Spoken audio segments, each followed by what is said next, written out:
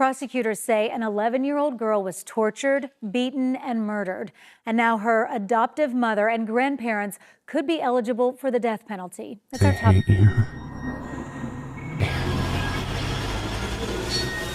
You're gonna die. I don't want to do this. This is Arabella. This is my least favorite picture of her because of how skinny she is in this photo.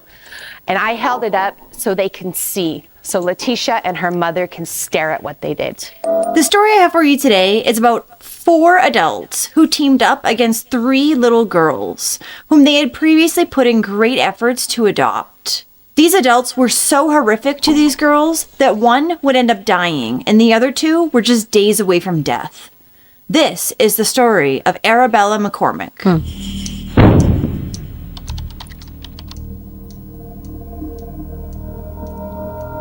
Arabella McCormack was born on July 21st, 2011, to her biological mother, Toriana Flory, and her biological father, Chelsea Sambrano, in San Diego County, California. Arabella was said to be a loving and affectionate little girl who loved princesses, Minnie Mouse, the movie Frozen, and, of course, her little sisters. Now, a married couple named Letitia and Brian McCormack became foster parents to Arabella as well as her 2 younger sisters in 2017, and the couple would end up adopting them a year and a half later in 2019. Letitia and her husband Brian, who were both in their mid-40s, lived in Spring Valley, California. Letitia worked at Rock Church in San Diego as a ministry leadership coordinator, and she had been working there since 2013. Brian had worked as a U.S. Custom and Border Patrol agent for the last 19 years. Letitia's mother and father, Stanley and Adela Tom, also lived with the couple in their large Southern California home. Now, Stanley and Adela Tom had previously volunteered at the San Diego Police Department as members of the Retired Senior Volunteer Patrol program. Volunteers in this program will normally check on houses when owners are away and or check on elderly residents in the area. So Arabella and her sisters had been removed from their parents, Toriana and Chelsea's home in 2013. As the parents' relationship was tumultuous. This led to the girls being regularly exposed to domestic violence. After Arabella and her sisters were taken away, Toriana and Chelsea were still allowed to have visits with them every week. Though, after they were officially adopted, this would come to an end and they hadn't seen them since. When they had been allowed to see their daughters, Toriana and Chelsea would meet with them at the Rock Church campus in Point Loma, San Diego, California, where the girls' new mother, Letitia, worked. Now, the thing is, the girl's biological father, Chelsea, is an Indigenous American. So when the McCormacks had adopted the 3 girls, it was in direct violation of the Indian Child Welfare Act, which is a federal law which prevents the unnecessary removal of Indigenous children from their homes. In the early hours of August 30th, 2022, around 2 a.m., the McCormacks would call 911. They reported that Arabella was not breathing, and they claimed that she had choked on chicken broth. First responders arrived at the family's home, located on the 3300 block of Lakeview Avenue, and they found Arabella lying on the floor with no pulse. A deputy on the scene reported that the little girl looked like a corpse with skin stretched over her. She was rushed to a nearby hospital, but her heart failed, and Arabella was declared dead less than 10 hours after she had arrived on August 30th, 2022. There was bruising and lacerations found all over Arabella's body, and her bones were protruding from her skin. She weighed only 48 pounds at the time of her death. The average weight for a girl her age, 11 years old, is 70 to 100 pounds. That is a huge difference. Arabella also had a swollen hand and had suffered 15 different bone fractures, most of which were still in the process of healing at that time. Some of these breaks were as new as only 10 days old. Arabella had been beaten, starved, and abused to death. Arabella's sisters had undergone the same torture that she had, and when they were brought to the hospital, they were on the verge of death. Both sisters were severely malnourished and bruised.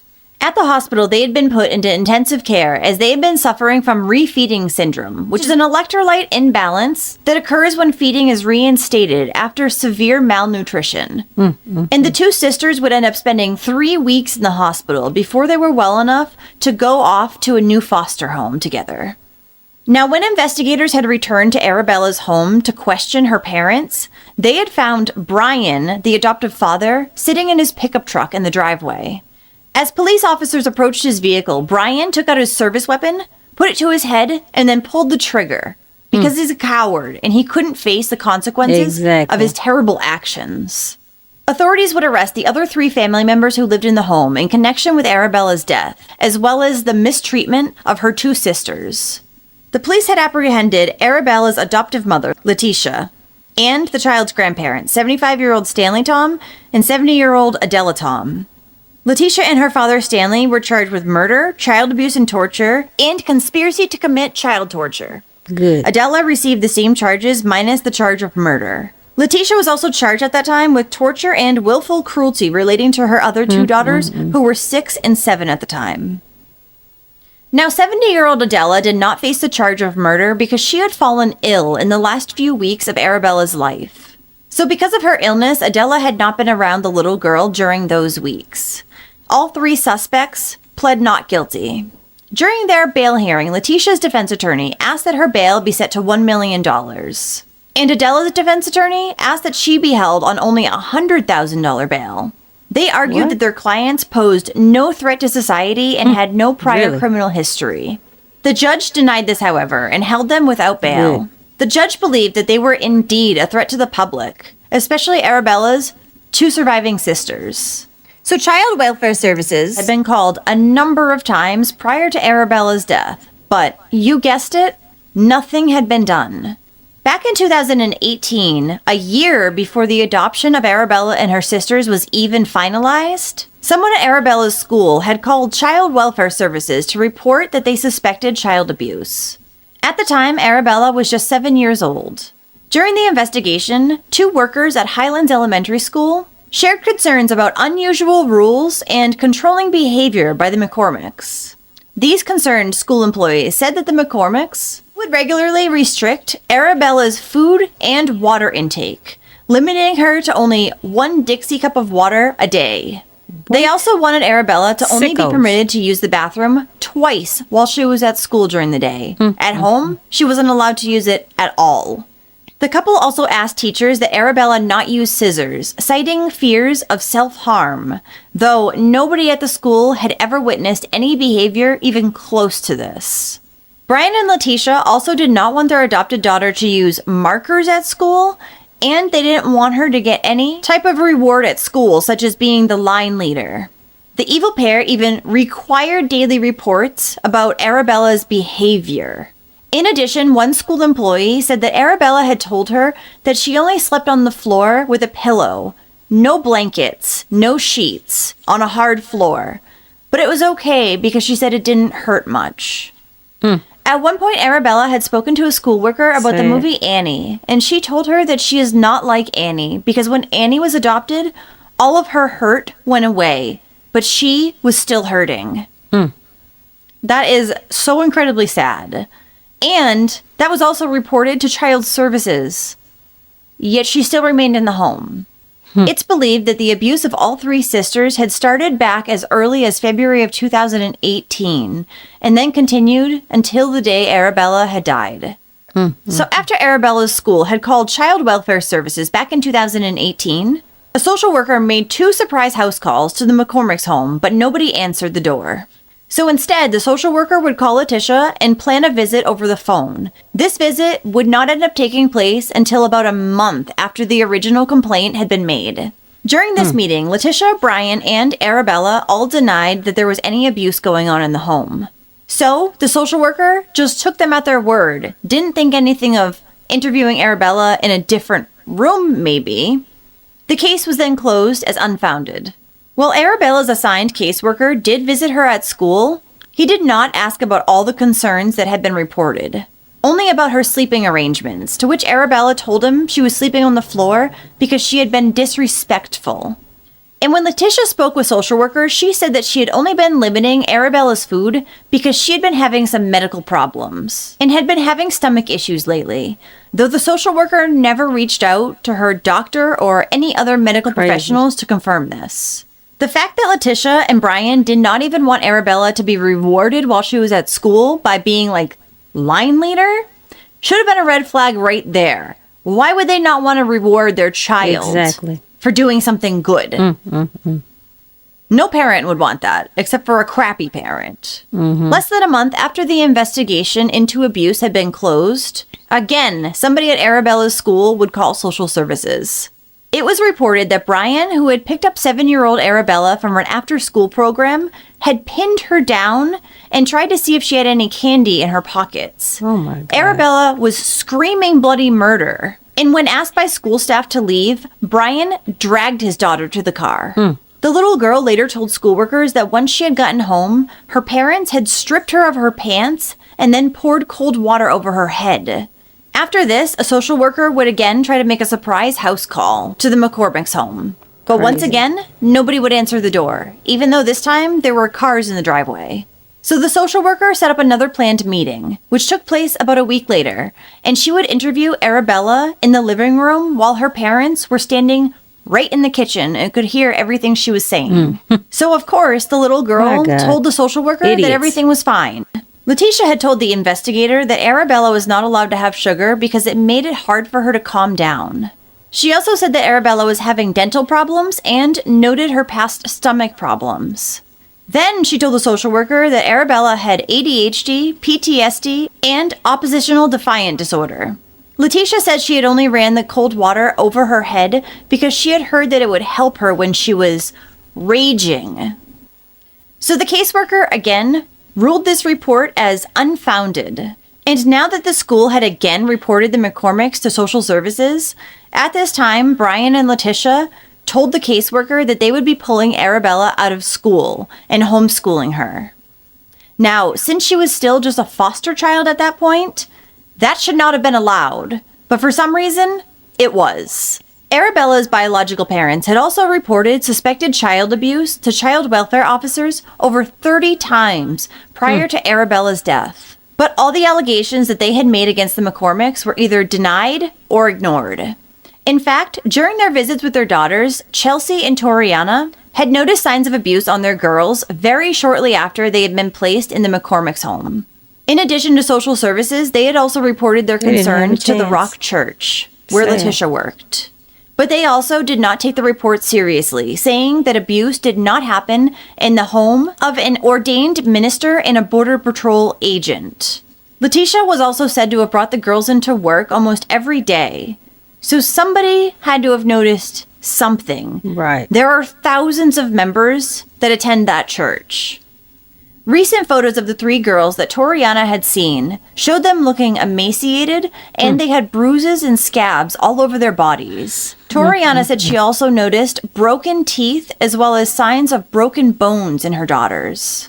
And their father, Chelsea, would say that sometimes during their meetings, he would try to hug the girls and they would recoil like they were in pain.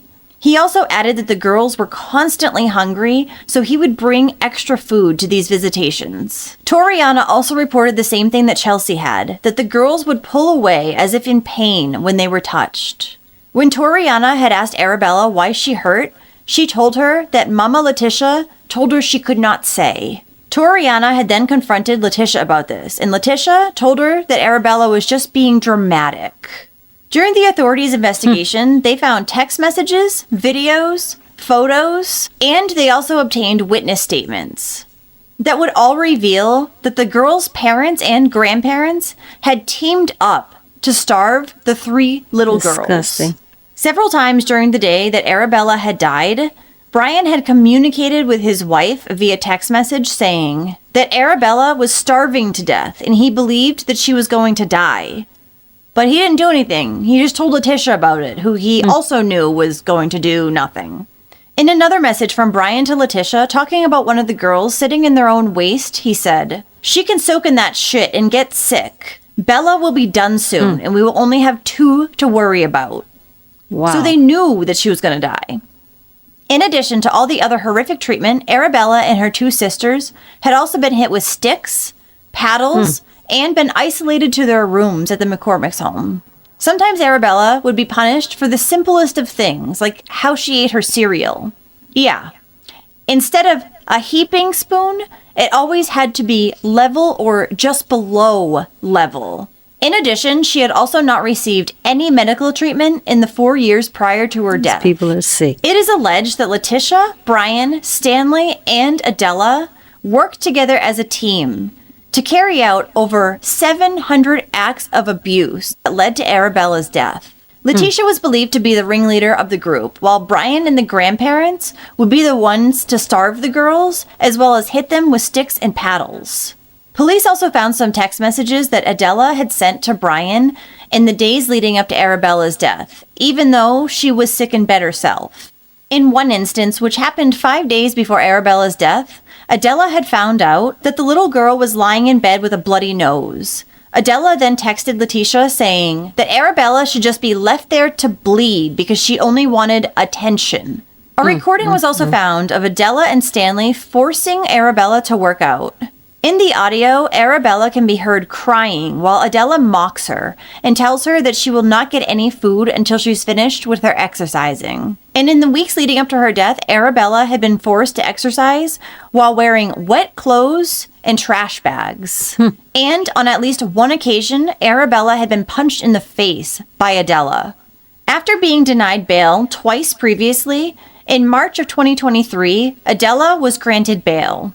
A judge would grant this due to her age and medical issues, and she is allowed to stay in San Bernardino County on an ankle monitor up until her trial. A lawsuit was also filed against San Diego County, the San Diego Rock Church, Pacific Coast Academy, and Letitia.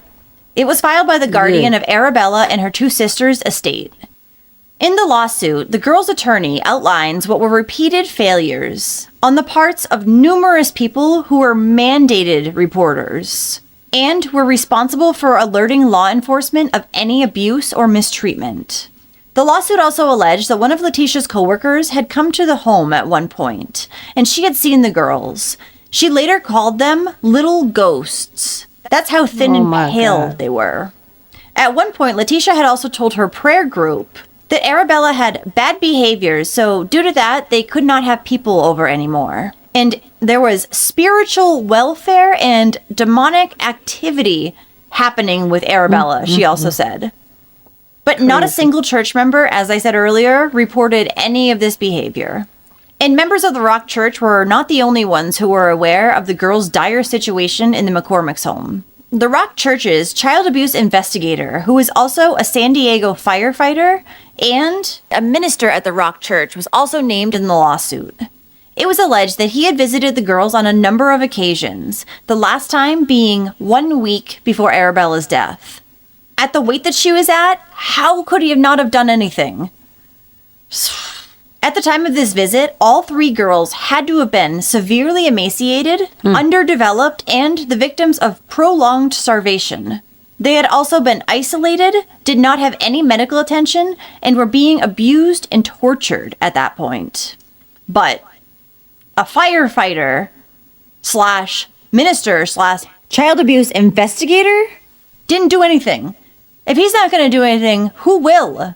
Letitia, Stanley, and Adela had all volunteered at the San Diego Police Department, and Letitia had worked alongside an officer who had visited the family's home. He had witnessed that Brian and Letitia would often prohibit the girls from eating food, and when they were allowed to eat food, they would force them to chew as slow as possible.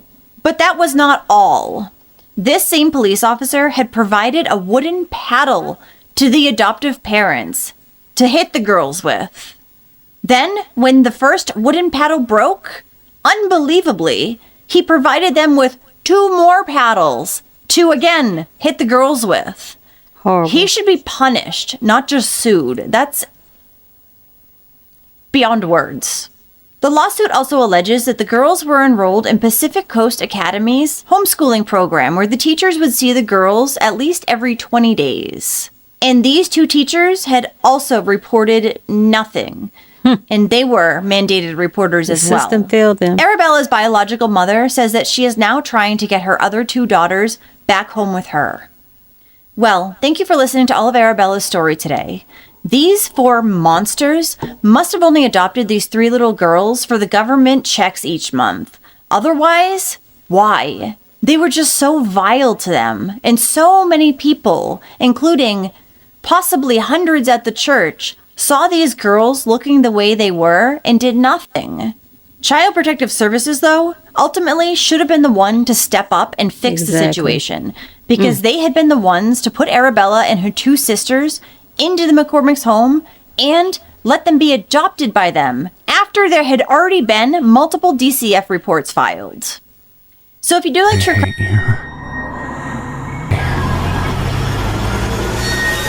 You're gonna die. I don't want to do this.